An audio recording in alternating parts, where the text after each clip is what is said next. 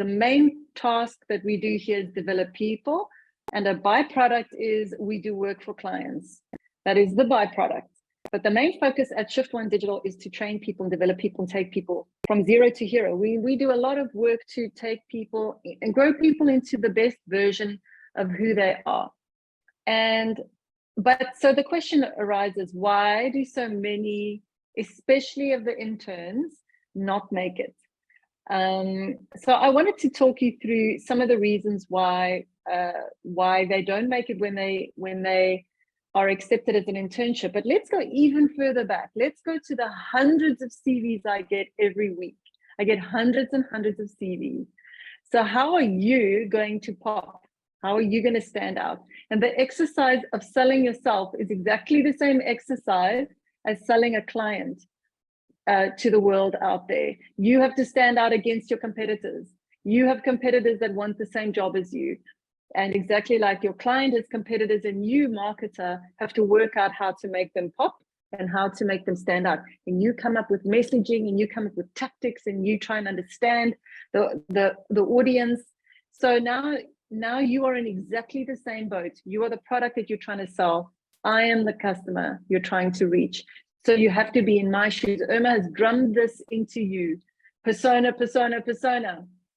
If you understand my needs as an employer, then and stop thinking of yourself as the one who's the customer. You're not the customer, okay? I am the customer. I am the most important person here, not you. And if you realize that, you'll go so far. You'll go so far. For example, we had an intern decline a meeting with the senior account manager at 10 o'clock, 10:30 one morning. And I said, why did you decline this meeting with your account manager? No, he was hungry. He wanted to have lunch. Okay, so what you're telling me is that your time is more important than the senior account manager's time. That is literally what you're telling me. So it goes all the way through your working career to understand who your audience is, who's the person that you're working for, and what are their needs, and put that first, and you will thrive. You will absolutely thrive. So this is a lesson in unselfishness and humility. And remember, when you're at the bottom of the ladder, you eat the brown stuff. You do. I've eaten chunks of it, great mountains of the brown stuff. Eventually, you love the taste. Okay, I'm joking. You never love the taste. But when you get further up the ladder, then you eat less of it. So my job and Irma's job is to get you on the ladder, get you up the ladder, okay? And I'm telling you now, the rest is in your hands, and you will be aided by the turbo boost of superhuman power that comes in understanding humility and unselfishness, and that actually it is the humble that get ahead and not the arrogant, because arrogance is not self-confidence. So if you can understand that the difference between arrogance and self-confidence, and then I want you to chop your arrogance down. That is a bitter tree, and that thing's got to get chopped right down. You can be quietly confident. In quietness and confidence is your strength, but in loud, bombastic arrogance, the mighty will fall. Okay, so let's get you the job. How are you going to stand out when you're applying, when you're sending your CV to me? The very, very, very, very, very, very, very first thing that I do, and I have said this, I say it every single, I probably say it once a week. Marketing is writing. Digital marketing is writing. So if you see you can't really see my book rack behind me. I have so many books, and I have more in boxes. My bookshelves are coming. I am a reader. I'm a reader because I have a curious mind, but I'm also a reader because I want to better myself. There is a term called autodidact. Somebody who had a pretty shitty schooling, you can self-educate yourself. That is an autodidact. I challenge you now to become an autodidact, to say, okay, my schooling was average. Okay, my schooling was, I had terrible teachers. And so I chose to go and buy the hard books, go to the library and take out all the classics that I forced myself to read them. You know, you can force yourself to learn, and then you can read some fun books, but it's about learning to write very well and to write better. At least learn to write, then learn to write well, and then improve it as you go along. So the more you read, the better you write. So be a reader, because it broadens you as a person and no one can take that away from you.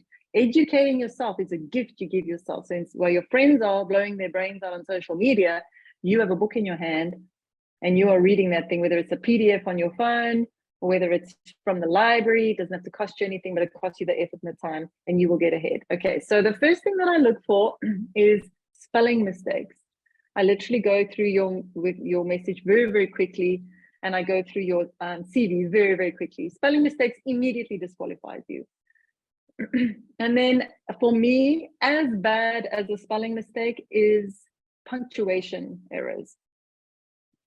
I cannot have my staff communicating with my clients and not putting the comma where it belongs, and not putting the full stop where it belongs. Do you know how many people put space, full stop, space, comma, or comma, no space, and the next word's all crunched up against it? It tells me you have no attention to detail. You do not prize the English language. And since we communicate 90% in English, and even if you were speaking in another vernacular, you would still need to use the correct punctuation. So guys, spell check is free. It tells me you have no attention to detail because almost every platform in the world has a free spell checker in it. So if you have a typo or you have the punctuation in the wrong place, it's an immediate no, because I can't have you communicating with clients. And I know that mail is going to go to clients. It's going to make me look bad. Like, what kind of people you're a marketing agency, you're hiring people who can't even write. So that is the bedrock for me. Get that sorted out. And you know, we have a lot of people who are writers whose first language isn't English. We have Afrikaans, we have Zulu, we have Xhosa. So we've got a lot of people who are very good writers, and where they fail, they are helped by Grammarly, or they are helped just by plain old spell checker and grammar checker in Word. So no excuses. Take the time.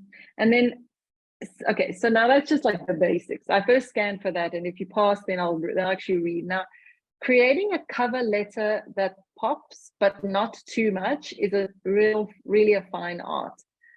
You know, some people come to me with so much personality that I get the feeling they're all just going to be chatty all day and not want to do any work. And let me just burst the bubble for you. Agency is hard work. You graft.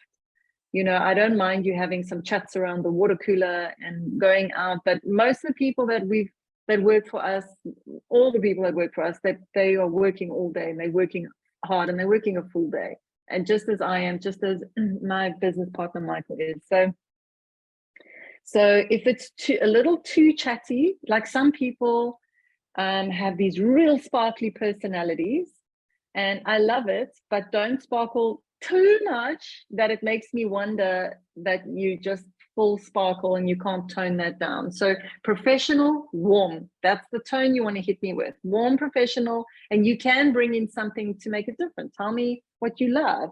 Tell me your favorite movie. Like, I don't care. Tell me right at this moment in time, I am learning how to make homemade sushi and I'm loving it. Like, that immediately makes you pop out a little bit more out of the hundreds. Immediately you're on your own. Oh, it's the sushi girl. I remember her. So try and stand out, but not full-blown sparkle, you know, keep it back a little bit, like if you watch Tropic Thunder, you get my reference. Okay, so your cover letter's got to be nice, not too long, but just enough to tell me a little bit about you. Then I open your CV attachment. If it's a Word document, you're in trouble. We've moved past Word document CVs. Canva is free and it comes with beautiful templates. So at a minimum, you need to have a Canva CV. That is a prerequisite. I had a woman, a friend of my mom's, who was struggling to find a job. She actually tried to commit suicide. She was that desperate. She's in her late 30s and she was really down and out. And I literally just took her Word CV and I popped it into Canva. It took me maybe an hour. I sent it back to her, and within 2 weeks she had a job. And I'm not saying it's because of the Canva CV, but I'm definitely saying that a Canva CV can set you apart from a Word document. If you're up against Word documents, you're the one who's going to win the race. And then you can create multiple CVs. So you can create an account manager CV. You can create a content creator CV. Let's say you're not sure where you want to pitch yourself, and you can create a CV for copywriter, for example. And then if the job is an account manager CV, you send the account manager CV. So what's different is that you just pull up your skills, strength, and experience and highlight them in these little baskets, okay? There's no lying. It's literally just, you can do all of this, but for this job, only this is required. For this job, only this is required. You're going to highlight the skills relevant to that job. The more closely associated your CV is with the job that I'm offering, the closer the connection, the better the chance of getting a hit. Okay, so depending on if you want to go on the client side, you know, you could pitch for a junior brand manager. You're going to create a CV, and when I create CVs for friends or family, I title them junior brand manager, junior account manager. Like, actually title your CV bigger than your name almost, or smaller than your name, whichever, but it's got to be up there with your name. That goes on every single page. Like, you pitch yourself, this is what I want. You are clear and intentional. This is who I am. This is the role that I want. Okay, so so that's something that you could definitely take away from your CV and the cover letter. Then the contents and actually having something to say. Do you know, when I started Shift One Digital, I had 2 clients, but I only worked like 2 hours a day, and Fridays I had off. So I was barely earning anything, but I wanted to start this agency. And one of my very good friends gave me very good advice. He said, work for free. And so I did. I got a whole bunch of free client work, and I worked for free. And the thing about working for free, firstly, if you read my blog, The Paradox of Generosity, when you give something for free, you get 10 times back. It's a fact. So, and the other thing that happens when you work for free is you're getting experience, you're learning. And then lastly, what happens is you seem busy, and people are attracted to busy people. So before I applied his advice, I climbed in the lift with some people, and I was desperate for clients. And they said, what are you doing? And I was like, do you need an agency? I need clients, and do you want to? And they were like, no, we're good. But the next time I climbed in that same lift, I was like, I'm so excited. We're working on this, and I'm so busy. And then the feedback was, when can I meet you? Yeah, people want to deal with successful people who are busy, people who have stuff going on. And you just give off an odor of desperation when you are desperate. So the best thing you can do is find a church, find a coffee shop, find a charity, donate your time, donate your services, get experience. And you can put that down on your CV as well. No one needs to know that it was free. No one needs to know that it's volunteer. That is, that's irrelevant. The fact is you're getting the experience and you look busier. And then also, I do encourage you to be on LinkedIn. I'm going to share with Irma, and she can share with you an example of a post by a young gentleman who was looking for a job. But the level of this post was incredible. My internship program was full, and yet I said, I must have him. I must have this young man. He is unbelievable. So I'm going to send you this guy's LinkedIn post that he made. It was so eloquent, so thoughtful. He was debating whether he should hit the workplace or whether he should study more. And there was the pros and cons of this, the pros and cons of that. It just showed his thinking and his thought process. He posted on LinkedIn. You won't believe the heavyweights that were commenting and giving him advice. Proper industry heavyweights weighing in on this junior guy's post. It was amazing. And another heavyweight messaged me to say, you must hire this guy. Look how great he is. So thought leadership, following the heavy hitters in the industry on LinkedIn, finding good content, sharing it, weighing in, making posts, comments about it. While you have time, you should write articles in your LinkedIn profile, publish them within LinkedIn. let people understand, you know, who you are, what you're thinking. So think about it this way. If you are saving me time, you have value in my life. Let's say you have time and I don't have time. You can go and read 25 blogs on latest in web design, and you collate them into a top 25 latest in web design that you must know about, and you reference all your references. But now I don't have to go and read 25 blogs. You've collated that for me. You didn't write it from scratch. It was just a pure collation job. And if you're sitting at home and you're doing nothing, this is what you can be doing. Think of it as like sweeping. You sweep all the piles of dust into one little pile. I'll be so grateful if you're sharing this. People will follow you. And then when prospective employers want to come and hire you, you can say, have a look at what, you know, here's my LinkedIn profile, have a look at my posts, and you'll stand out. Why would someone not want to hire someone who gets social media and who's using it appropriately? So, so definitely, like, look at your personal branding and look at your LinkedIn specifically, your B2B profile. And then obviously you can also showcase that you understand the B2C platforms as well. Okay, so now I've hired you, and what is it that's going to make you stand out? As I mentioned before, it is really your attitude. It's your attitude, because when I hire a lot of people, I know you don't know anything. We invest a lot of time in you, a lot of time that costs us money. While my staff are training you, they can't work on client work. I want you to stay at the agency, and I want to hire you. So this is my dream. I don't take any short-term interns on board, because we did at one stage. We hired a whole bunch of interns from France, and they were just like, oh, can we come for a 3-month internship? And we're like, yeah, okay. And then I realized, what? All this time going into developing these random people, and then they just leave. So since then, that was like 8 years ago, I've never done it again. We only hire people that with a view that we develop them, because I want you to become a full-time employee. And literally last month, I already hired 2 of my interns full-time. They now work full-time for us. As well, they moved from an internship contract to a full-time employee contract. Okay, so what's going to make you stand apart? Obviously, I've spoken about humility and being at the bottom of the ladder and eating the brown stuff with a smile on your face. Talked about attitude. We don't hire a-holes. We won't work with a-holes. We don't have clients who are a-holes, and I don't have staff who are a-holes. We have a no shouting policy at our company.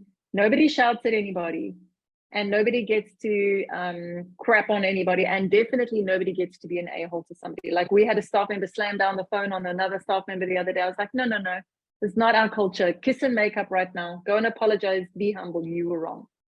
So that is our culture. Not everybody has that culture. You're going to maybe get a job at an agency that's very, very hard-hitting, very cold, very bitchy, but you remain true to your values, okay?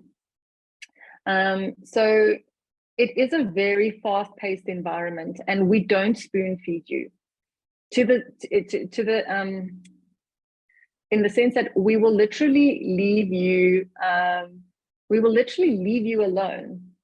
And then after about 2-3 weeks, I start messaging the groups going, is anybody working with Rosita? And then everybody replies, no. I gave her some work, she didn't reply. And then somebody says, yeah, I gave her some work, but I never heard back. And I'm like, what the heck is Rosita doing? She's been working for us for like 3 weeks. And then, so when you get in there, you have to get adopted by a little group. You have to like stick. You've got to find your mentor. And obviously, if you work with us, we'll help you. We'll put you in a little group. We say, this is your group. Bond with them. Do what you need to do. If you're working remotely, schedule meetings to make sure you have your face-to-face time. But you got to bond. You've got to communicate. You've got to communicate. You've got to communicate. You've got to communicate. We've let people go because they don't communicate. We can't work if you're not telling us you're stuck. We can't work with you if you don't raise your hand and say, I'm done. You know, like, you've got to learn to over communicate. Rather over communicate than under communicate, because you can lose your position through under communication. So communicate. And here's the other tip. Are you all listening? this is a very big tip. Be an expert in one platform. In South Africa, Facebook is our biggest platform. In Africa, Facebook is our biggest platform. So be an expert in one platform, like know it better than anybody else in the agency, because I promise you, when people realize that you know everything about Facebook and Facebook Ads Manager and Instagram, they're going to be saying, oh, you know, just tell me quickly, you know, how does this work? And you're going to be, when you need it, you are indispensable. And when you're indispensable, you're going to do well. So invest your time in mastering a platform. So I would also say that that's really important. So you're working with people who don't have time to maybe brief you properly. You have to put your hand up. And here's the best way to get anyone's attention is you book a mini meeting with them. Go in their calendar, see when they have a gap, say, I need 15 minutes of your time, please. But if you can't make it, who can sit with me? I need more information. I need more context, blah, blah, blah. I've watched 15 videos online. I know as much as I can know, but and I've looked at the client's stuff, but I'm still a little bit stuck. I'm not getting the angle. So I think that's also really important is, you know, if people don't give you enough information, you've got to ask, you've got to push. It's literally like Survivor out there, you know, you've got to claw a little bit to get noticed, and don't be passive.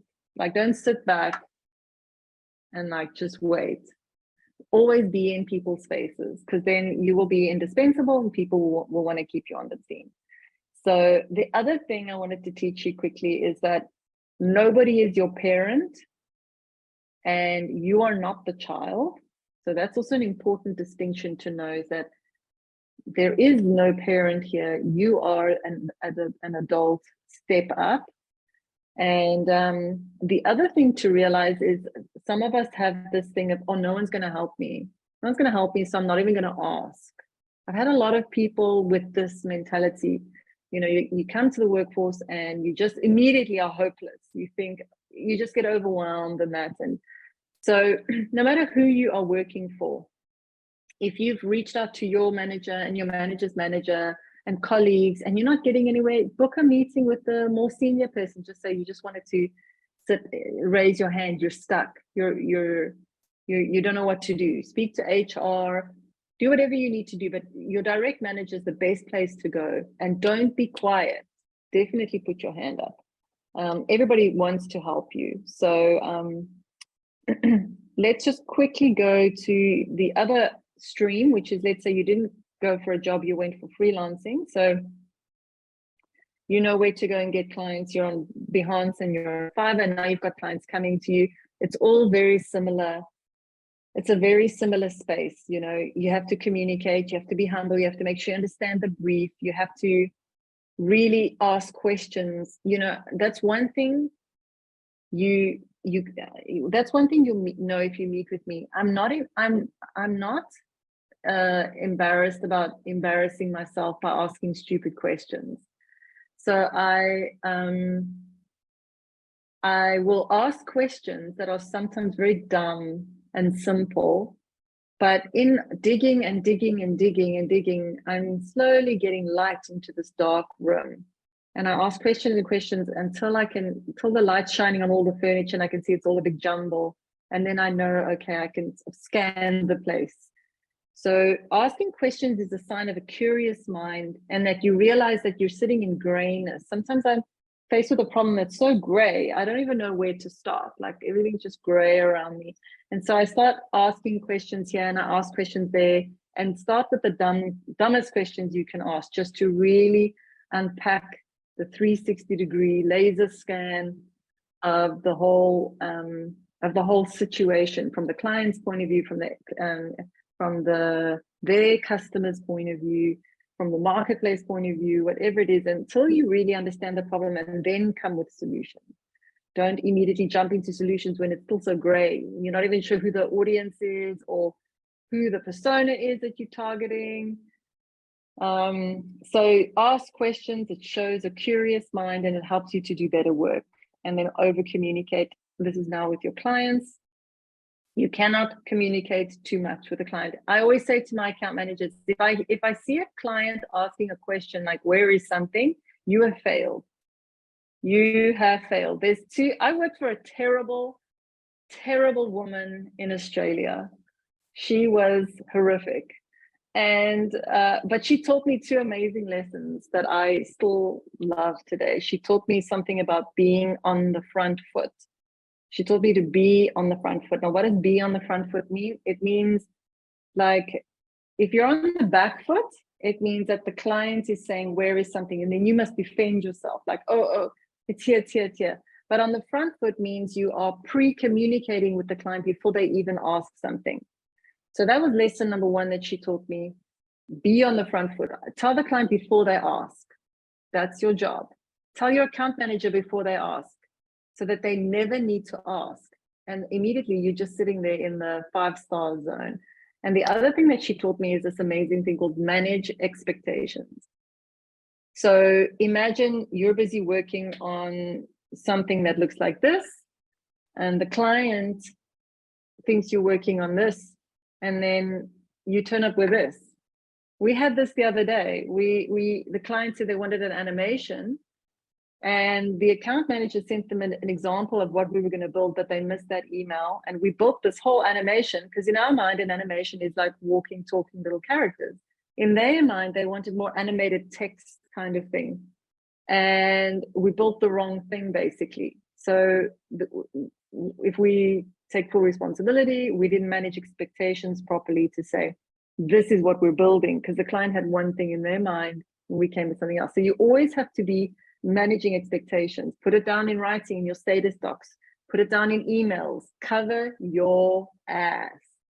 That's the third lesson of good account management. Cover your ass. Always have it written down. Always follow up. Yes, exactly. Always follow up with that email that says CYA, cover your ass. Because then you can always just go back and go, oh, I'm sorry, client. Here's the email that I sent you. Did you not see it? Oh, I'm so sorry. But I have this other rule with my staff is we never apologize. And it sounds weird, but you know, if you apologize, the client loses confidence in you. So we have this other rule. I have this thing, like, you only apologize when you're in the right. Because then it's like, oh, I'm sorry. Did you not see this email of this date? And you send it there. That's when you apologize. But otherwise, you just go, thank you for pointing this out. No problem, we'll fix it. You never say, oh, I'm so sorry. Oh, I'm sorry I'm late. Oh, I'm sorry this is late. Because you end up just sounding so like useless. So that is it kind of seems like it fights with humility, but you want people to have confidence in you. Your client is coming to you as the expert. So you want to be able to be the expert and for them to have that confidence in you. Okay. And to sum it all up, no matter who you are, whether you are busy looking for a job, whether you've got a job, or whether you are a freelancer and you're looking for clients, or you have clients, no matter who you are, you always need to be learning continuously. Irma and the guys here at iHub have tried to give you this foundation, this amazing foundation. But the minute you walk out of here, it's already a little bit old. It's a little bit stale, and there's some things that have changed. And it's literally, again, only you can keep yourself fresh. And it's a discipline that you need to understand that 30 minutes a day is all that you all that you need. So there's something I want to teach you about the word discipline. I always thought discipline was a negative. Discipline, you know, like some people are so disciplined, you know, they run every day, they don't eat chocolates, they're so disciplined. But when I started playing piano at my advanced age, I realized that the discipline is a wrong word. It's actually reward for work, reward for what you put in. So when you realize that you know, sometimes we look at 30 minutes a day, I don't feel like it. Oh, earning so much more, going faster through my career, I feel like that. Who feels like earning good money? So, 30 minutes of hard work. Wow, earning big salary. Oh, I hate washing dishes. Oh, I love having a clean house. I hate tidying up, but I actually like having a tidy house. So now if I say, if you look at the little bit of work that you put in it, focus on the outcome that's going to take you where you want to go. So reward of that 30-minute investment in yourself, nobody can take that away from you. You are a leading digital marketer. You are a leading social media marketer. You are a leading understander of clients' needs, their clients' needs, the channels and the platforms, and how to bring the two together. So I often say to my clients, we know the platform, we know channels, we know strategy, we know your audiences, you know the product. You bring the product and we'll bring how to bring this to market. That is our expertise, and that is your expertise sitting here. So continuously be learning, always be on top of your best practice and become an expert. So it's always good to pick one thing to be an expert in. When I was your age, I hated that I was such a generalist. I was always such a marketing generalist of anything.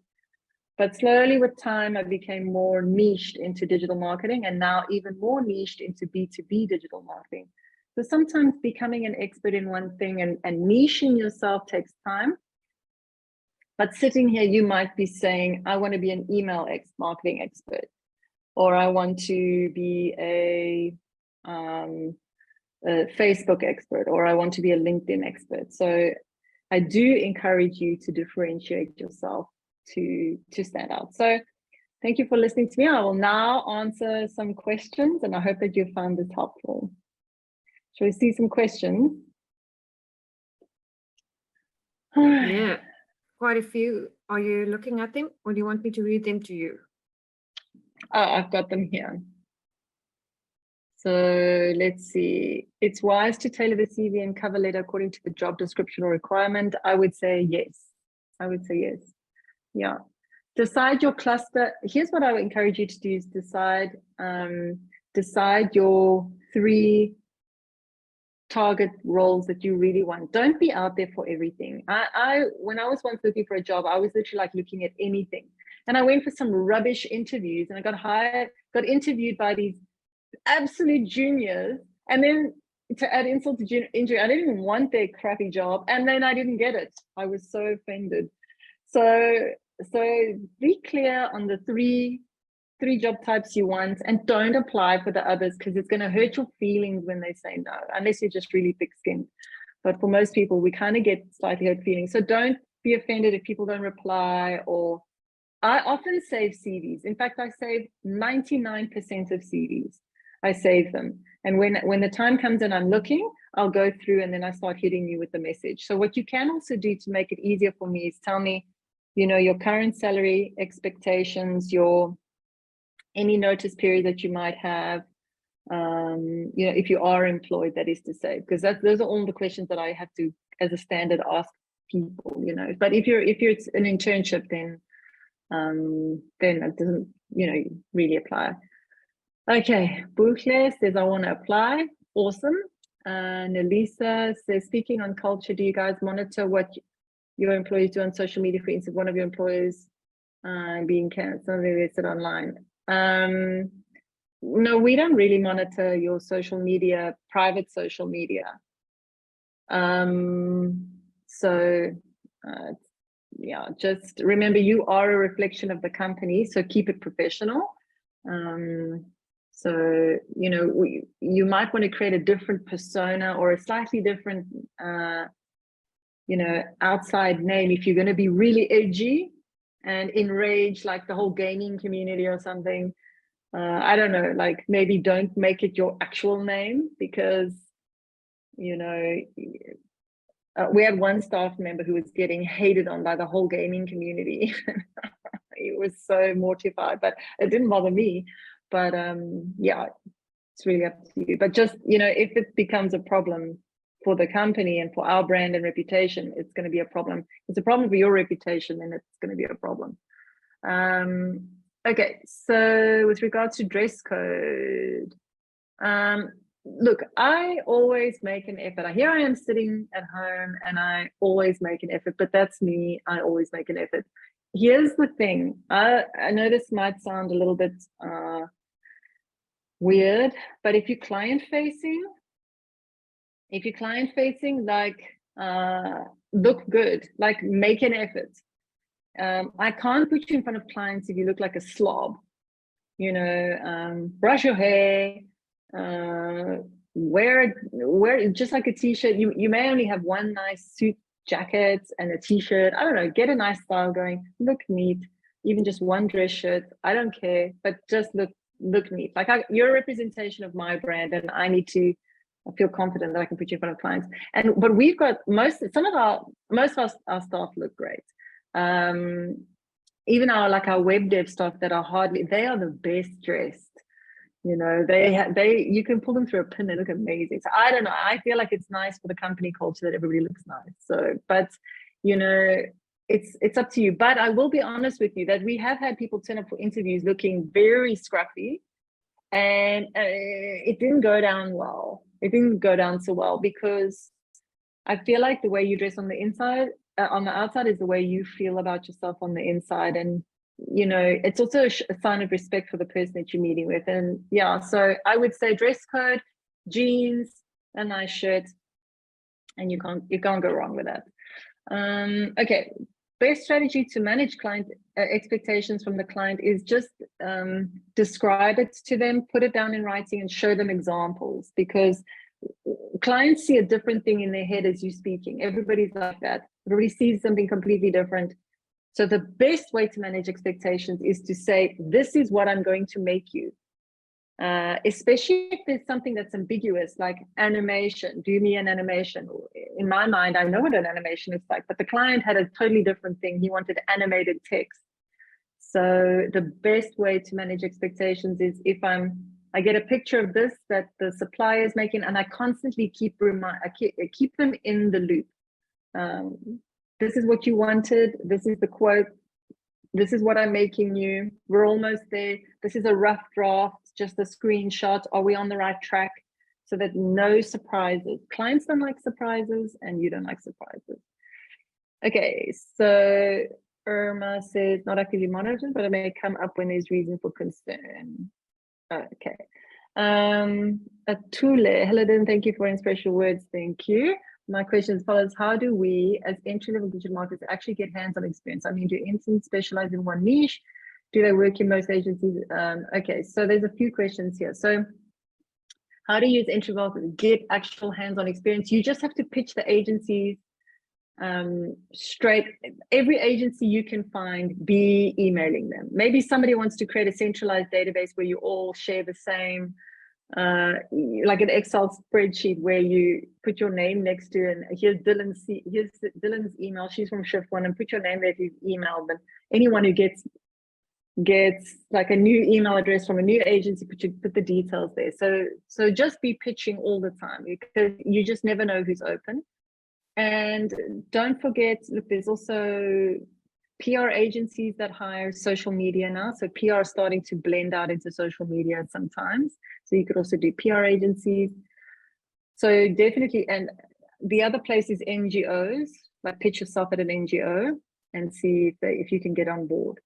That's the best way. Do interns specialize in one thing? Usually we throw interns at everything. That's where you learn everything. You do reporting, you create the posts, you schedule the posts, you do community management, you design emails, you write articles. Like it's literally, you do everything. And that's where you get the big, broad experience. You don't do anything really client facing, but we like, I'll see if your writing's really bad, then we'll pull writing away from you. But here's the problem: is if you can't write a blog, fine. But if you can't write social posts, you've cut your usefulness by 75%.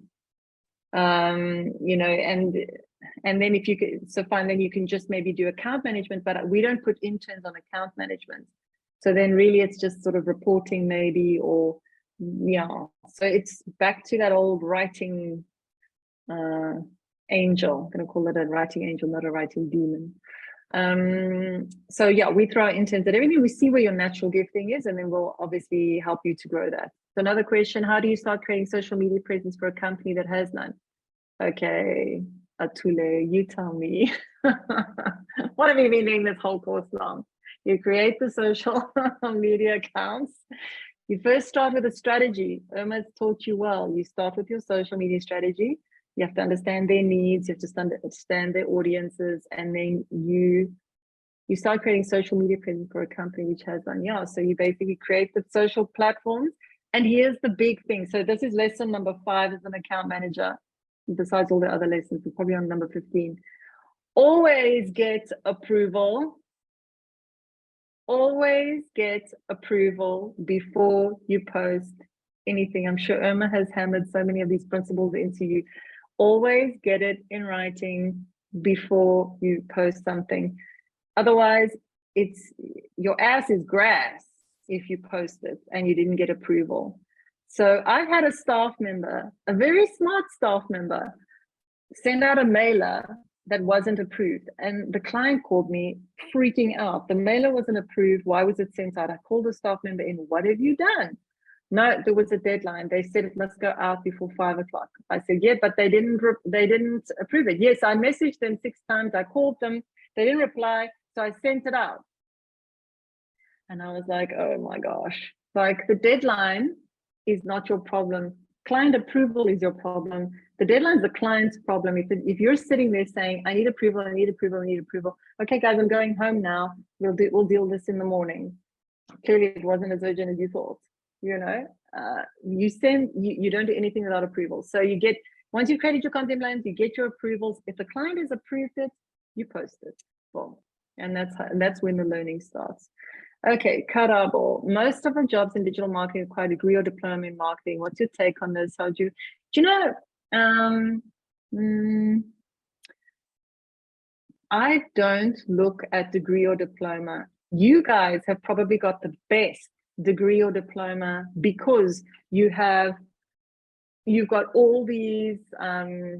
You've got the HubSpot, you've got the MailChimp, you've got the Twitter, you've got the Facebook. You guys are the real deal. You have a better grounding than most people with a digital marketer diploma out there.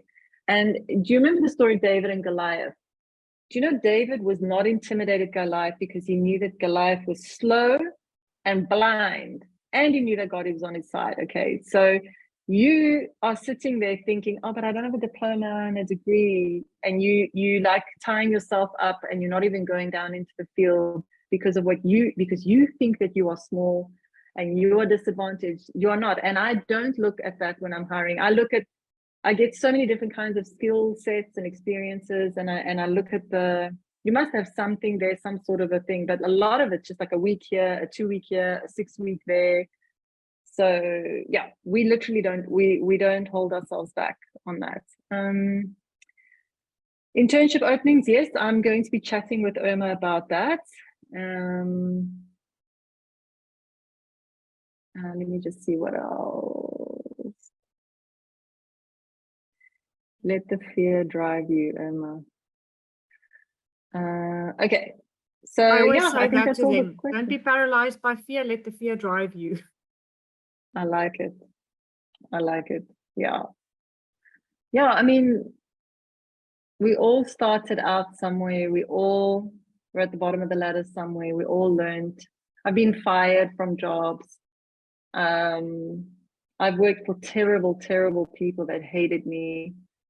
But every job that I've worked at, I've learned something. And every time I left, I learned more and I earned more.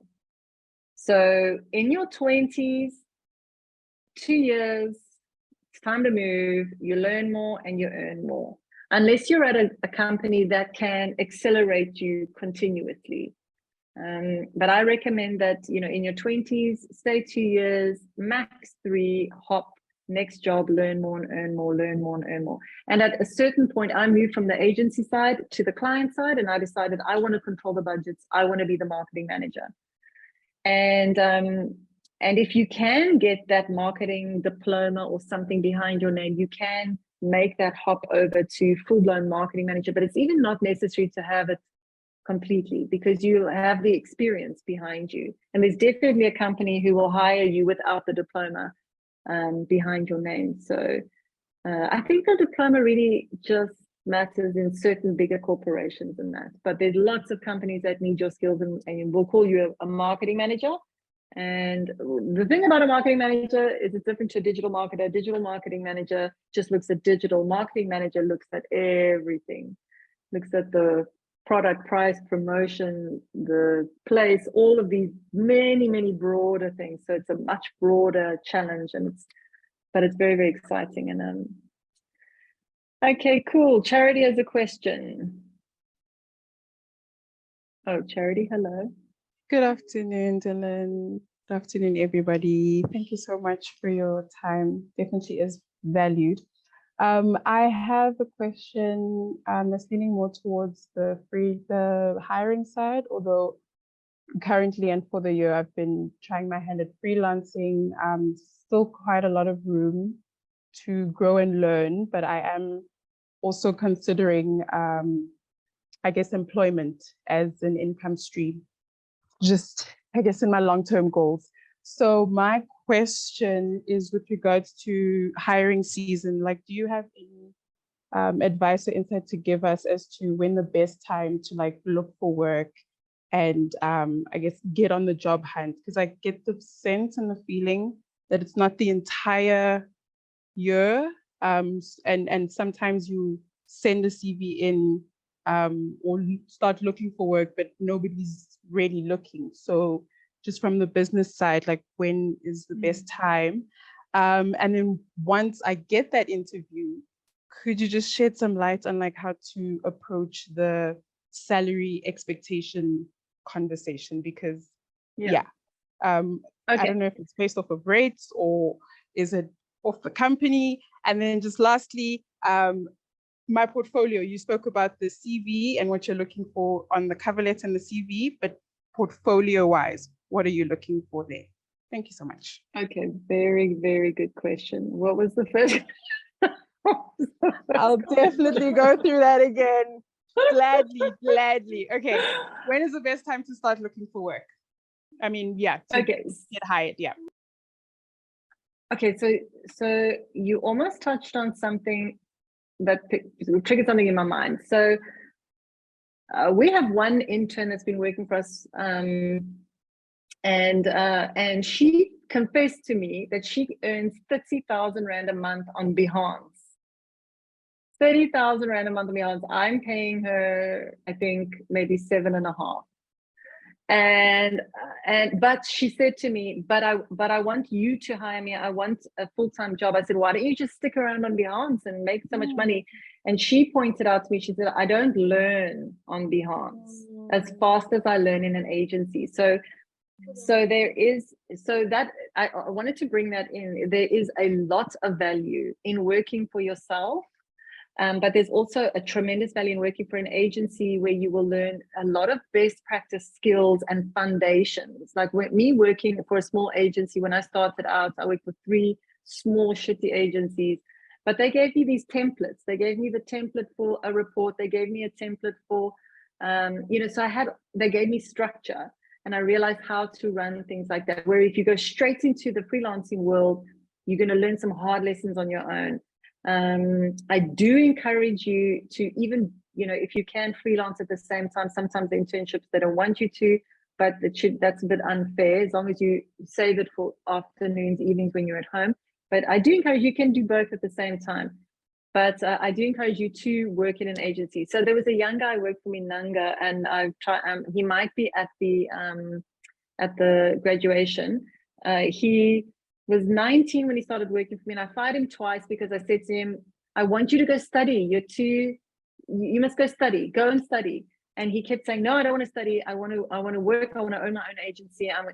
And so fine, he was just so talented and bright. I kept bringing him back. Okay, fine, I'll come back and work. And he worked for me for about, I think, 2 years, and he went off and started his own agency, very successful, still running it now. He sent me a message yesterday, he's turning 25.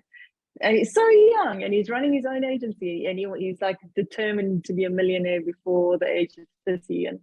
And but he got the grounding. Working for a small agency is better work than working for a big agency, because a small agency you do so much. A big agency you might get pinned into just one job, you just do community management, you just do reporting. But a small agency, you have to do like so much. So that kind of builds us up to just a little bit of context, maybe to your question. Second question was, you never know who is hiring and when, so just always be looking. But for us, November, December, January is usually quiet. So we usually take a dip, and so we don't hire more people in that time. But retail, you got to look at the clients. Retail buzzes in that time. That's when retail is shopping. So if you're targeting an agency that has retail clients, they're going to hire now. So there's kind of these peaks and troughs, and I think retail and B2B might go at opposites. So do the homework and research the agency. Can I tell you what also puts me off from hiring someone? When they haven't looked at my website, they don't really know what I do. They just sent out a generic message, boom, boom, boom, boom, boom, boom, boom. But I love when someone's looked and said, oh, I see you have these clients and I see you do these services. I would love to work for you. I watched one of your videos.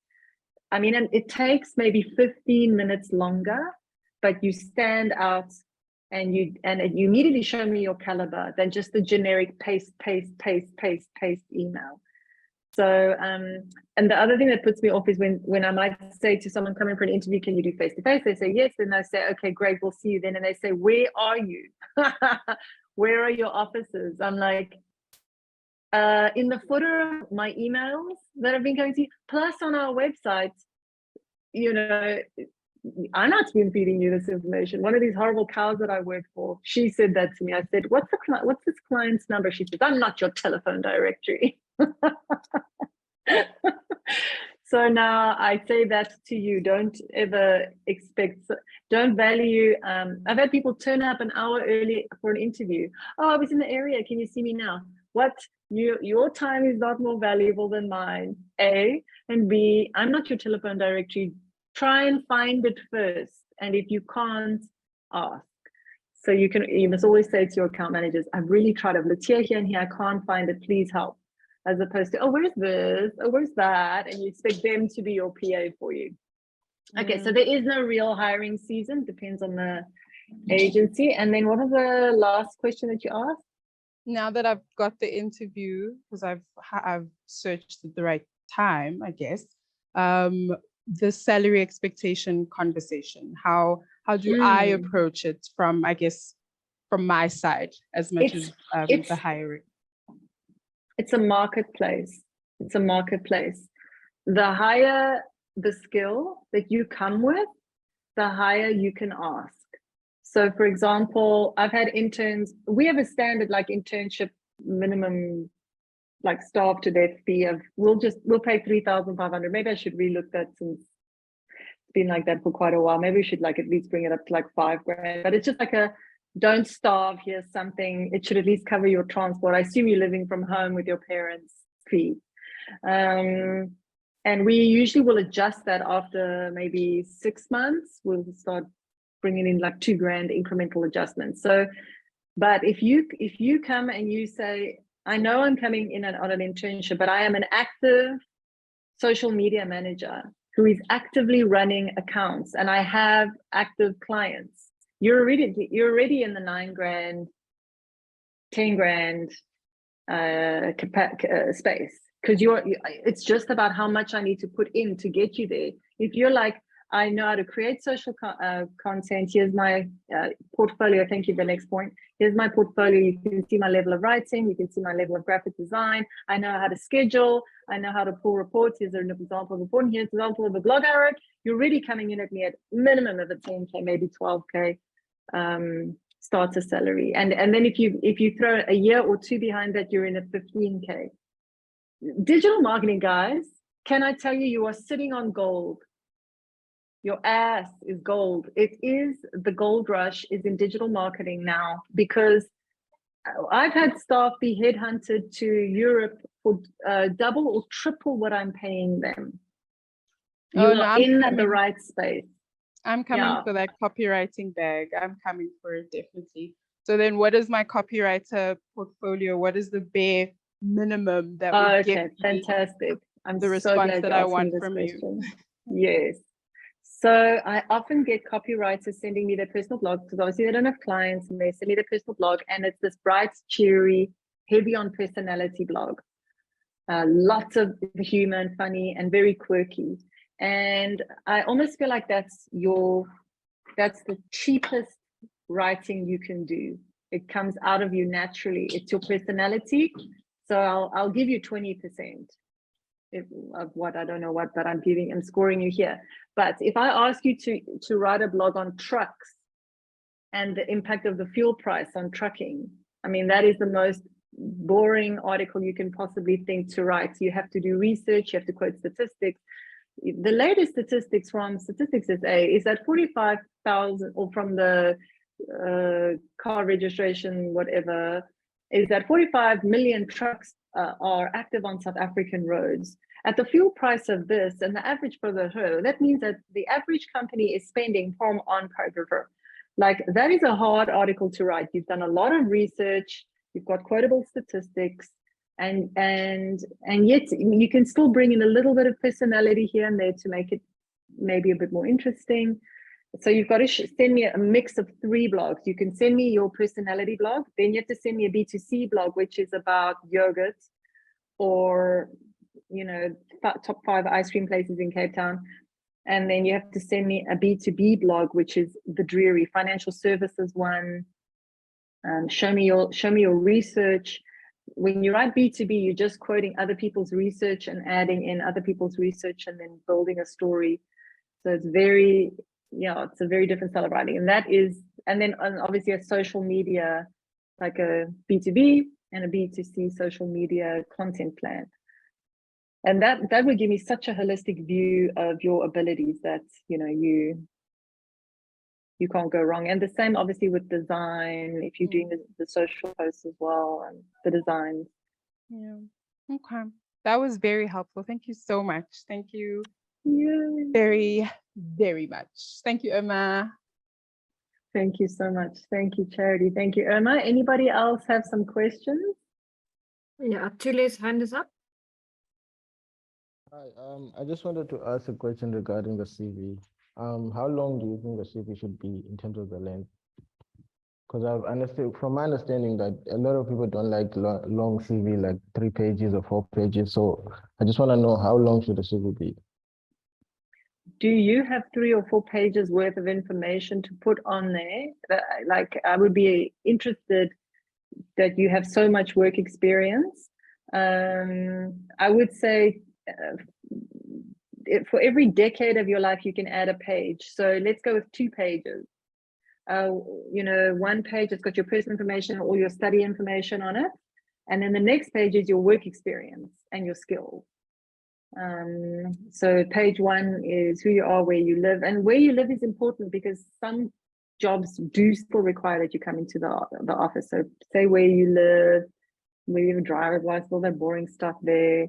And then you can have like a little thing of some random skills, like computer skills, software skills, and then all your study information. And then on the next one, I would put your where you've worked. Start with the most recent, and couple of job experiences. But if you do, and do add in hobbies.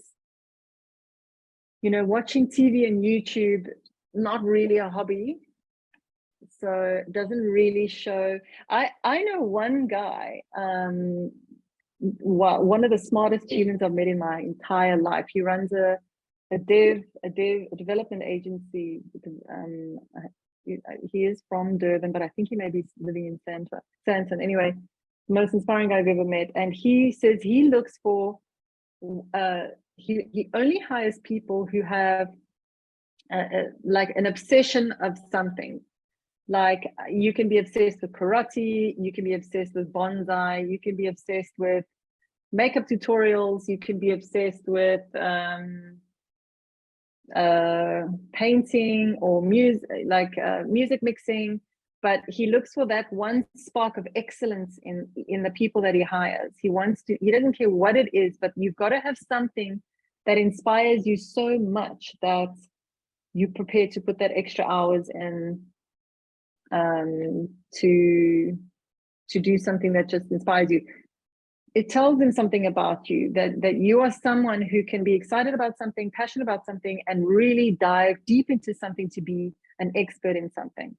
So definitely do put that down. Like, I am an expert in bonsai. I'm an expert in cocktail mixing, and I spend all my evenings studying the fine art of cocktails, something like that. It just shows that you have that ability to passion. We have a question from Atule. Hello, Miss Diana, and thank you. Thank you for having us here, and thank you for telling us about what drives you, and thank you for trying to give us a deeper insight into how to into a digital marketer's life. We appreciate it, and moreover, I want to say thank you for showing us how we can stand out in your brand. Now, I've got a question on how actually we can approach different individuals, different people, like how we can maintain a relationship with our clients, that can like endure that will go on forever. You're saying that's my first question. The second question is, what exactly makes a person special in the digital and working environment? I.e., for example, what makes a person stand out for you? What makes him or her special? What makes him or her special in your eyes? Thank you, Miss. Okay, so the first one on relationships and the second one on standing out. Okay, so relationships, very interesting. Not all your clients want relationships. We have clients that are quite cold, impersonal, and they just keep us there. And it takes a lot of work. I think it comes with time, and as trust grows, then often the relationship grows. Our ideal clients is a client who is looking for a relationship and who trusts us and who brings us in as the expert and then is happy to let us get on with the job. That's literally our dream client. Our nightmare client is someone who doesn't trust us, is constantly second guessing us, doesn't let us do any of the work, but always complaining that they're getting results. But when we come with ideas and suggestions, they don't want to sign it off. So that's not a relationship that you can really do much with. So you've got different kinds of clients out there in the real world, and you just have to meet them with the kind of relationship that they're looking for. So there is an amazing book out there, and I'm sure you can find a PDF of it, called The 5 Love Languages, and understanding your top 2 love languages is important for your partner, for your children, and also, oh, I see I've got another meeting.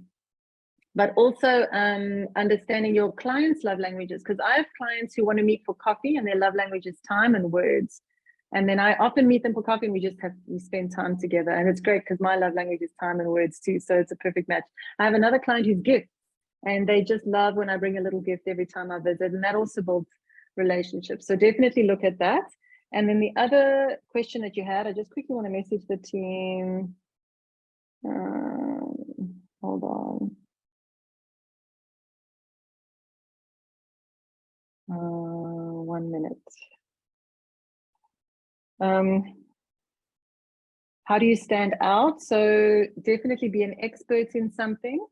Put your hand up for tasks. Over communicate. If you're quiet and don't have work, say, guys, I'm here, I have capacity, who needs something? Don't say, oh, cool, free time. Put your hand up and say, I'm free. Say, is there something I can work on for the agency? Can I write a blog for the agency? I've got some time. The agency always needs work. So stand out by being helpful and stand out by being an expert. So I think that's pretty much the gist of it. Sorry, guys, I've got another meeting now. Let me quickly see preference bullet points or paragraph. Always bullet points, because bullet points are easy to scan. So bullet points are the best thing. And can I tell you, I have a personal preference. I don't like dash. Don't give me a dash. Give me a proper bullet, a round circle colored in black. Don't give me a dash. I go through my team's documents that they're sending to clients and I'm like, dashes. And I replace them with bullets because bullets are neat and it must always look pretty. Everything we do looks pretty. Our Excel docs look nice, our PowerPoints look nice. We never do anything that doesn't look nice because we're a digital agency that look good. And there's so many templates out there on Canva. And I would definitely put my picture on a CV as well.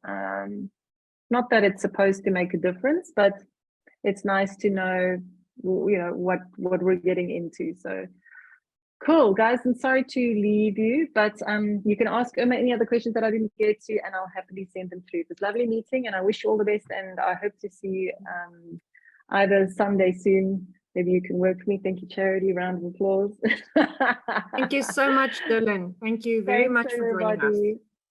Thank you. Chat soon. Bye. Thank you. Bye. Bye. Bye. Right. Didn't you think that was interesting? Did it give you some ideas about what really goes on in the mind of an agency owner? Yeah. And don't be fooled by that little pretty face, right? She can bring her Cruella de Vil, right? Dylan doesn't take any nonsense. And that's the way that it should be in an agency, right? But she's still nice. There are many agencies out there who are not that nice. Good. Okay, thank you, guys. Do you need a quick stand-up leg stretch before we just go into the assignment part? I won't keep you long. Right, so what are we doing for this week? I'm still waiting for a few of your assignments for last week, right? I haven't received all of your content strategies. Thank you for those who have submitted. That's why I was so emotional yesterday, because I was blown away by the quality. Absolutely blown away. So I just want to apologize for that a little bit as well. Dylan says don't say sorry, but I'm saying sorry now. But I was just so overwhelmed and happy. So fantastic work done on the content strategies. Thank you, everybody. You are finally getting it, right? And that's what got me so excited. So thank you for that. Right, and now, so please get that done as soon as possible. I really need to get them in, right? I've got all the group submissions. Thank you for that. So this week, what we are going to do is you need to finalize your Wix personal brand site, right? Now, there are two reasons why we're doing this, right? If everybody can just go onto mute quickly, that'll be great. Let me just see who I need to mute. There we go. Right. So what we need to get done this week is you've already done your Wix websites, right? I need you to, based on the information or the checklist that what we've just spoken about, what Dylan just mentioned, in your content, the 10-point checklist, what should be in there, just make sure that it is. I don't think you have a lot of work to do on your Wix websites. I've also added in the rubric for you to see how we'll be grading it. So that is kind of what we would like to see, right? I didn't want to jump in when you asked Dylan the question, but make sure that your design is crisp, it's clear, it's quick to see what it is that you do. Use your personal Wix website as a tool, right? Remember, guys, we don't make you just do assignments. This is a tool that you're going to use when you start looking for freelance jobs or applying for jobs, right? So make sure your Wix website is up to scratch so that you can add your link. Remember that in your LinkedIn profile, in that rich media section, you can also add in your Wix link, right? So that's a quick way for people. If you don't know what I'm talking about, let me know and I'll show you. But once your Wix website is up, make sure your link is in that rich text area, rich media area on your LinkedIn profile as well. So testimonials, what I mean with testimonials or quotes, right, is maybe you haven't worked with clients yet, right? Maybe you don't have client testimonials, but even if we gave you feedback on an assignment, right, you can quote us or one of your mentors or me to say, fantastic content strategy, and then maybe just say who said that, or some fantastic feedback that you got on some of your assignments or your work, right? So that could be a little quote. It doesn't have to be a full testimonial. It can be a one-line quote. I just need to see something in there, right? Definitely in your LinkedIn profiles, I marked a lot of you down because you didn't include your skills properly, right? So make sure, remember that your Wix website is like a tool together with your LinkedIn profile, together with your CV when you apply. So give whoever you are applying to the best possible view of who you are and what it is that you offer, right? So make sure that that's listed in there, or your services. So if you will specifically offer copywriting, or related skills, maybe specifically design or video editing, make sure that it's clear that you're not a jack of all trades and what it is that you do specialize in. Make sure your contact details are clear so people know where to find you, and a little bit about you. Remember, I kept hammering on that about section in your LinkedIn profile. Make sure that is in there somewhere in your Wix website too. Tell people, Dylan just reconfirmed that again. Tell whoever you are applying to just a little bit about who you are, right? It can be a few sentences. It doesn't have to be a long thing. Also, make sure that your overall, we're going to look at your overall content. Is it meaningful? Is it relevant? Is there clutter? Does it make sense? Short and sweet, right? This is not the more the better. That's not the whole point. The point is to make it very visual and easy for people to make the decision that you are the right person. That's why we create this, right? Make sure that you have your social media links on your Wix website, certainly your LinkedIn profile. Even if you don't want to add in personal social media links, that's fine, but definitely a link to LinkedIn, right? Absolutely not negotiable.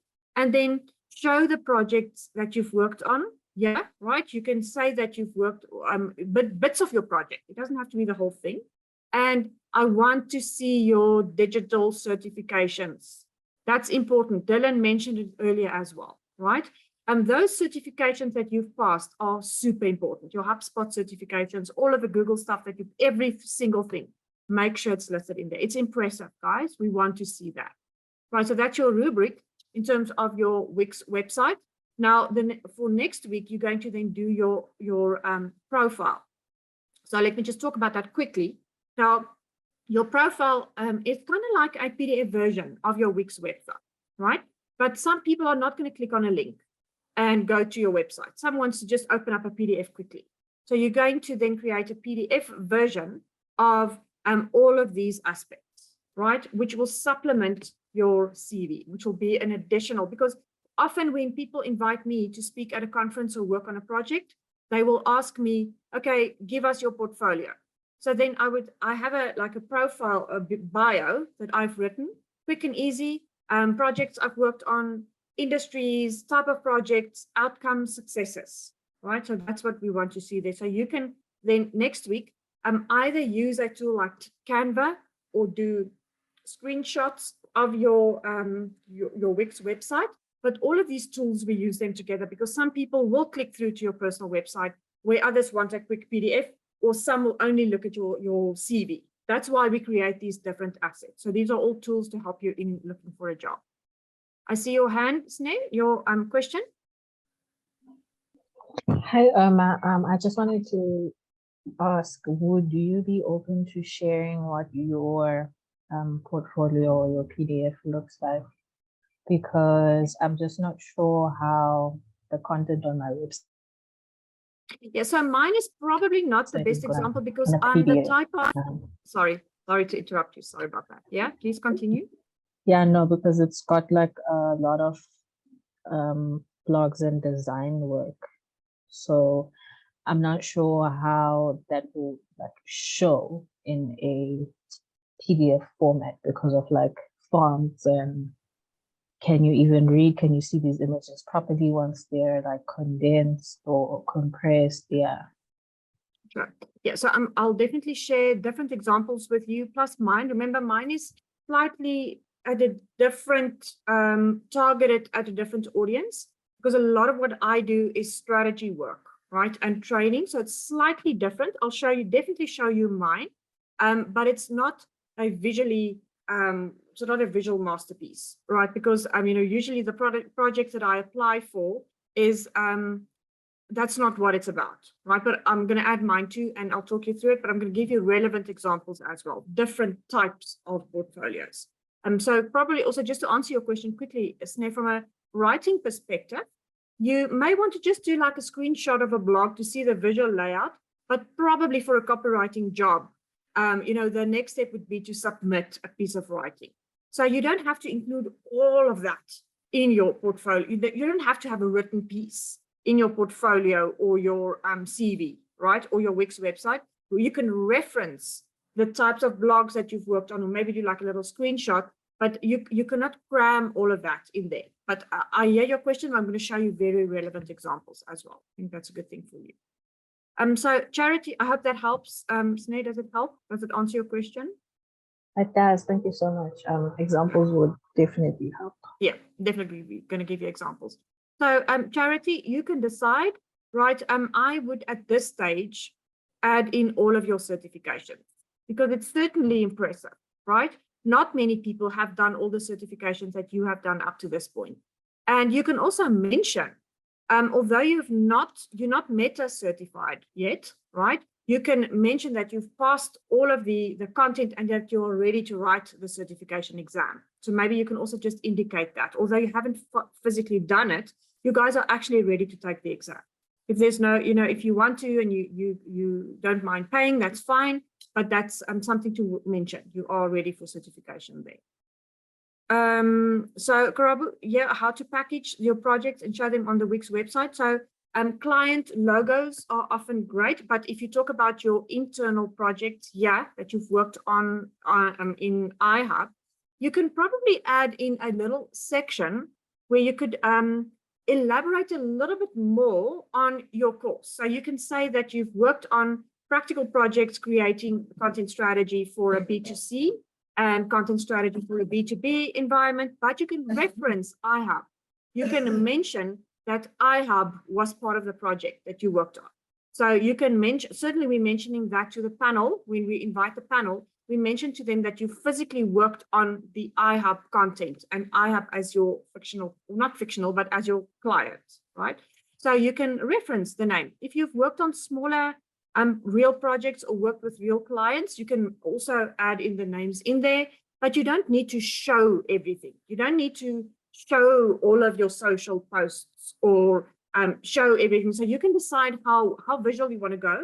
Would you like to add in more visual information or mention it, right? Then you can also list projects or write a little bit more about a project. Okay, I hope that helps, because for me, it's not a design portfolio, right? A design portfolio, if you are applying for a graphic design job, you certainly need to add in, showcase your artwork, your style, your genre, right?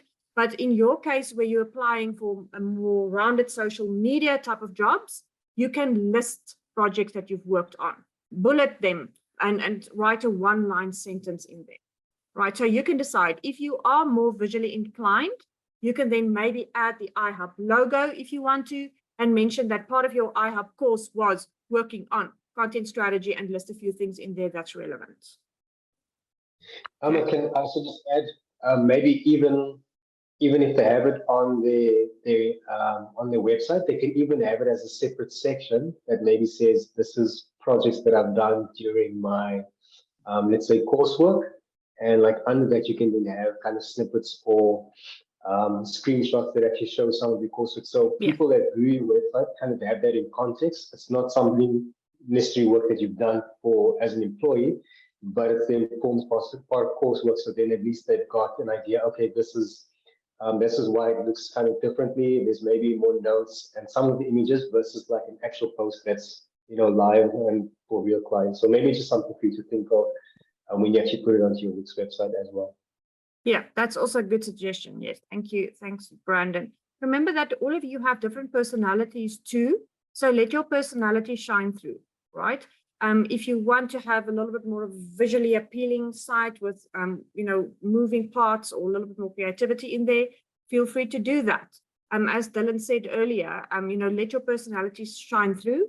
But if you feel more comfortable with adding in like a section, you can maybe have like little thumbnails in there, little visual elements of parts of the project that you've worked on, maybe a social post or other information, or very short information about what it is that you worked on. Just don't create the illusion that you've worked on real clients. Mention that it's part of your coursework and projects that you've worked on within this framework. Okay. Hope that helped, Karabu. Bertlet? Hi, Emma. I just wanted to ask a question regarding the Wix profile or website.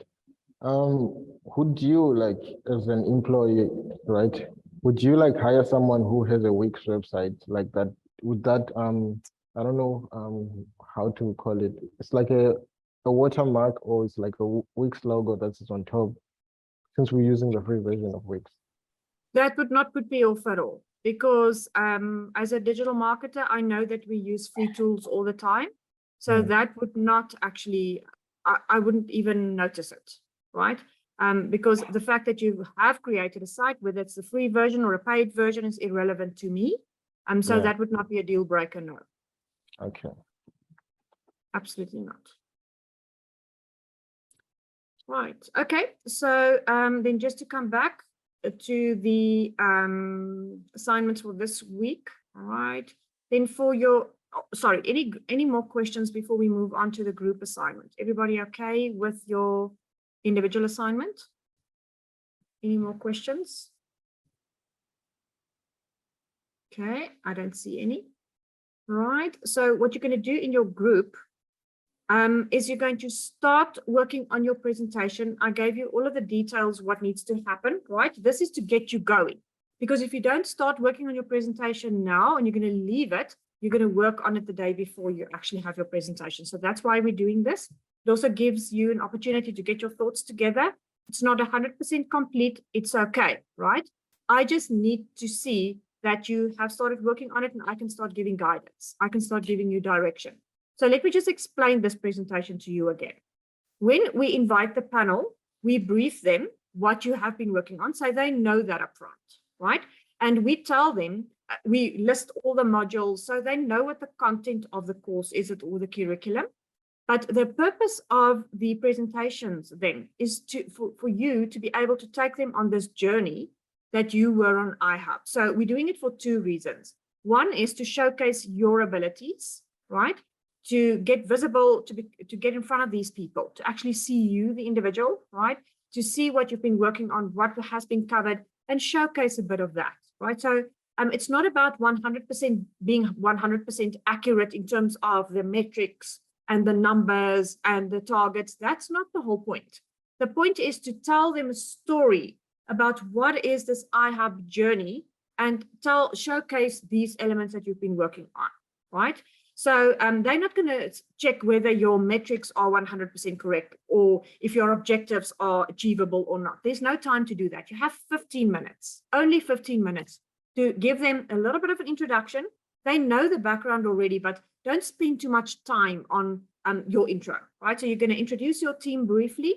You're going to then tell them from your perspective, the background of iHub, the brand story and the purpose, the project focus, right? So the one reason is to get you in front of the panel. The second reason is to get iHub in front of the panel, right? These are industry experts. They're working in corporates and agencies and in the digital space. So this also creates a bit of awareness for iHub. So give that little flavor there. So you will also then describe your persona. So you're going to then describe to the panel, this is the typical person that we have been targeted, and that will typically be a 2023 persona, a student persona, right? And you will give them a little bit more information. Don't go into a lengthy, boring description. You need to make it short, sharp, and interesting for the panel. But they need to understand what you're saying to them. You need to paint a picture of the project that we've been working on. Who is the person on the other side of the screen that we are marketing to, right? So this probably will be one slide, your introduction to your case study. Another slide will be introduction to your team as an example. Then your persona will be a slide, right? Then be careful with this tactical plan. I do not want you to go into a lengthy explanation, all of the KPIs and everything in there. You're going to high level explain to the panel. We are trying to achieve these three things for iHub, high level, right? We are going to, in our tactical plan, we've identified these channels as the best channels to distribute our message, right? And then you're going to show them how we're going to measure success, briefly, high level. So if we want, if brand awareness is one of the objectives that we're focusing on, we'll measure this by increasing followers and getting visitors onto the website, as an example. You're not going to explain, we need to get 1,000 visitors onto the website by the end of whatever, right? That's not necessary. They're not interested in that. So give them high level, interesting storytelling type of presentation. Then you're going to show them a snippet or two of the actual content that you created. So you're going to include your YouTube video. You can decide your group video, whether you want to include a YouTube short or your other YouTube videos that you created. But you need to show them, there should be a little bit of video snippet in there. And then a social media post example, right? So it's just to kind of give them a little bit of a flavor. What have you actually, worked on? Visual. It takes them on a visual journey as well. Then you're going to give them a little bit of a snapshot view, one slide on reporting back. So you can then, based on the reports that you are creating now, we found that on these channels, this type of content worked best. This is still where the gaps are. This is what we need to work on. And a short 2-sentence summary of the results. And then what will happen after the 15 minutes, the panel will have a quick opportunity to ask clarifying questions. So they may ask you, what do you mean with this? Can you elaborate a little bit more on that? Or this wasn't clear, right? Then they're going to go away. And as soon as all of the presentations are finalized, the panel will then come back and give collective feedback. So group 1, this is what went well. These are our suggestions. Maybe focus a little bit more on this, maybe give a little bit more clarity on that. That's the whole purpose of the panel presentation, is to give external people who's not involved in this project at all, a little bit of a view to actually see, what you've been working on. Thanks, Brandon. I see your message. I don't know if you stopped off already. Right. Again, you can use creativity. If your submission is not 100% correct yet, that's okay. That's the whole point. I just want you to put the framework together so I can give you some guidance and you have started, because I know if you don't start now, it will be a last minute. Right. Bootle? Since you mentioned that the leadership are going to discuss the results of the presentations, is there going to be a winning strategy that they're going to use for next year's content generation? Or I don't know if you hear my question. I do. Yes, it may be very well so, right? But that's not the main focus right now. The main focus for us is to see that the content has landed, the learning has landed, and you can actually execute on what we've taught you so far. So it's not a competition, but we may definitely use some of your content suggestions and content strategy elements. Absolutely, Bootley. It's not taking it out of the equation, but that's not the main focus right now. The focus is to make sure that you can apply. Okay, thanks. Right, so that's your submissions for this week. I'm missing a lot of submissions from last week still. A lot of you haven't submitted yet. Guys, it's really time to now actually start getting that done, right? And then next week, let me just talk about next week quickly, right? So the purpose is to actually just experience the digital world in real life. It's not an internship. You will not be asked to execute any tasks. The main objective for you is to observe, sit in meetings, look at client briefs, look at campaign plans, get some experience, listen to the language being used. How do people discuss campaigns? Lungile, I see your hand. I'll be with you in a second, right? So your feedback will probably be on your observations, right? Those of you who don't have any places to actually go to next week, we have a plan. We'll communicate that plan to you on Thursday. We just need a few final approvals and a few final details to fall into place. Those of you who do not have a client where you can do your practical week, it's okay. We have a practical assignment for you that you are going to run. Don't worry about that. We have a plan, but we just need a final approval before I can communicate it. Right, so your next week is about observing, shadowing someone. You will not be asked to do something. There's not enough time, right? There's not enough hours for you to actually intern. That's absolutely impossible. We just want you to start reaching out to people, making connections, getting out there and experiencing the real digital world. Okay, Lungile. Hi, Elma. Hi. My question is on the iHub. I think it's the report that we have to submit tomorrow. What is the submission time for that assignment? Oh, that'll be midnight again. Okay, Right. thank you. Perfect. Right, okay, then while you're still thinking of your questions, then one last thing. The last bit then will be your formal exam, right? So that will be, there's two parts to that. Your exam will be an open book, right? You need to study. You need to go and learn your acronyms. You need to go and learn definitions. You need to know what stuff means, everything that we've covered so far. So the theory is important, but the exam will be in written in such a way that you need to go and find answers. So I'm going to give you resources, reports, links where you need to go and do research, and you need to physically go and actually find the answers to the question. So it's open book, right? You will have the opportunity to scroll around to find stuff on Google, but it will be theoretical and practical. So it will be one exam, right? In one paper online examination, right? And that's the next week. Charity, the meeting that's happening right now that Brandon is in right now, we're finalizing the date and the time of the actual exam sitting. So all of that will be communicated to you on Thursday. All of the final details will be communicated. And then there's also the DMAT. Remember the DMAT exam that you wrote in the beginning of the course? You're going to rewrite your DMAT certificate or exam then again. So that's the two part. So your final assessment will be your portfolio, your group presentation, the actual document, and your live presentation, right? And it'll then also be your examination. So those are the final deliverables that you will be assessed on. So guys, this is the last stretch. Make sure that we put effort into this. Make sure that we get over the winning line. All of you absolutely can, but you need to just focus. Don't lose focus now. All right. Okay, any other questions?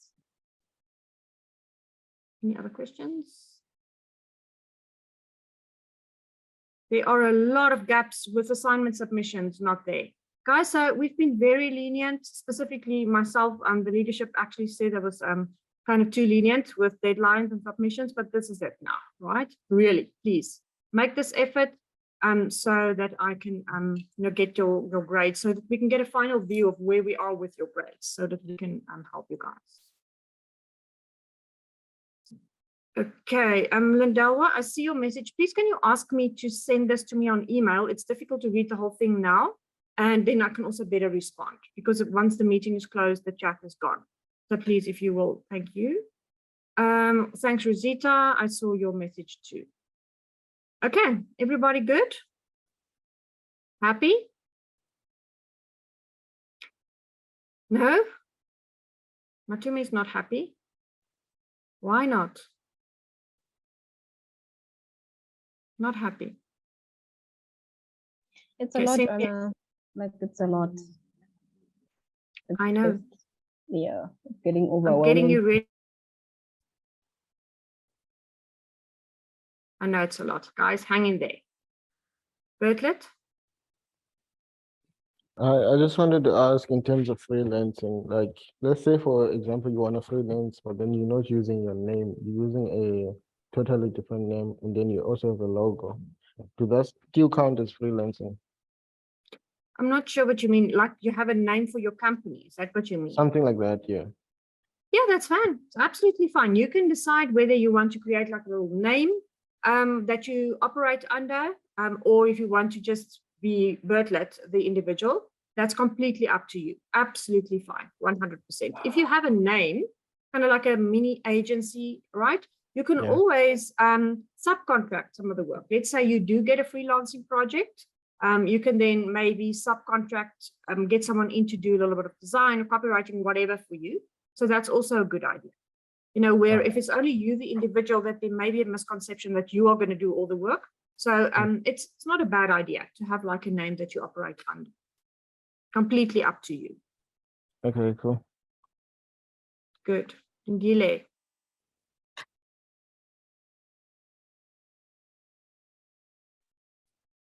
Hi, Emma. Sorry. Just an ask. Can you please upload maybe the theory, the terms, what we need to learn for the final exam as soon as possible, so we can start? Yes. Thank you. Absolutely. The areas of focus. Yeah, absolutely. Thank you. Yeah, definitely. So SNARE, it's not only on site in Cape Town, they do have an on-site team because they have offices in Cape Town, but it's remote as well. So when I say they, us, them, right? It's a combination of freelancers and on-site as well. So it can be remote. All right. Pressure and fear, those feelings are real, Atuli. The majority of you are experiencing that now. It's not a bad thing, right? It's not a bad thing, right? So it's good for you because it will drive you. So I'm not going to say don't be scared, don't be pressured, because the pressure is on. So it's not always a bad thing. All right. Okay.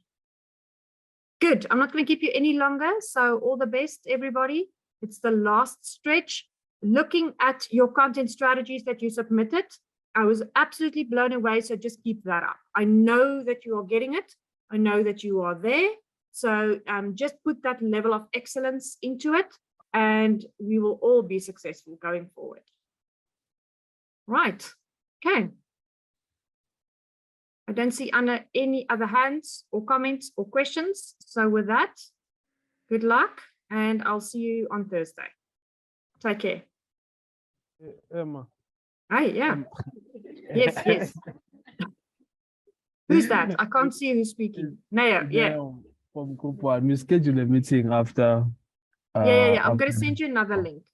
I'll send you another link. Just give me quickly your email address quickly. You can just then circulate. Just put your email address in there for me, please.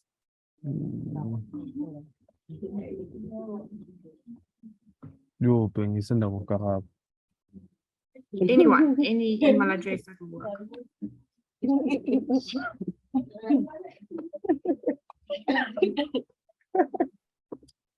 Got it. Okay, good. Good, fantastic, everybody. Take care. Bye.